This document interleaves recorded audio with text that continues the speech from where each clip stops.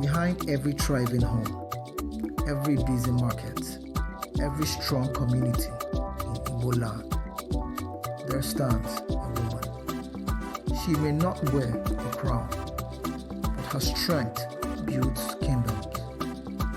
From the farms of Nsukka to the trading stalls of Onitsha, the Igbo woman is more than wife or mother. She is the heartbeat. In traditional Igbo society, women were never powerless. They farmed, traded, and made vital decisions in village assemblies. The concept of Omunwai, women's power, was deeply respected. There were female chiefs, priestesses, and market leaders who held authority equal to men. In some towns, women even had their own councils, called Umuada, that could summon men and settle disputes. Trade is in the blood of the Igbo woman. From the smallest market stall to the biggest plaza, she negotiates with the precision of a queen. Her hands feeds nations, her voice moves markets, and her wisdom shapes generations. Long before modern business schools, Igbo mothers taught commerce by instinct, balancing family and finance with grace. At home, the Igbo woman is the center of balance. She raises the children, manages the home, and upholds the family's moral code. Her prayer opens the day. Her wisdom guides decisions.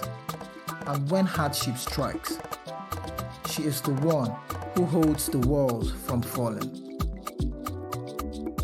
In 1929, when colonial officers tried to silence Igbo women, they rose in unity.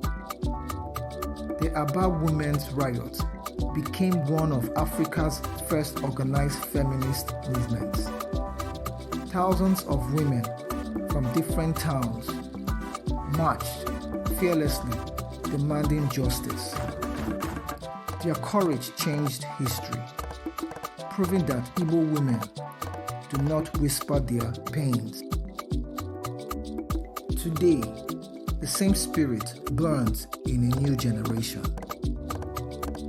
She is educated, independent, and unstoppable, yet still deeply rooted in tradition.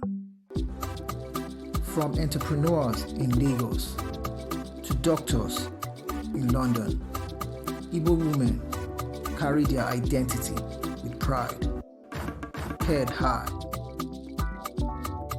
The Igbo woman is also a vessel of spirituality. Priestesses like Agbalawai in history held a divine authority, guiding kings, interpreting the gods, and protecting moral order. In every festival, it's the woman's songs that awaken the spirits. Without them, no ceremony feels complete. Igbo women have learned to fight without shouting, through resilience, cooperation, and unbreakable unity. The August meeting, when women return to their home villages, it's not just reunion, it's strategy, development, and renewal. Together they build schools, fund health centers, and preserve their motherland's dignity. The Igbo woman is not just a daughter or wife. She is the soil that nurtures every seed of greatness. Strong, patient, proud. When you see her, you see the spirit of Allah, the earth itself. for in her hands, culture lives forever.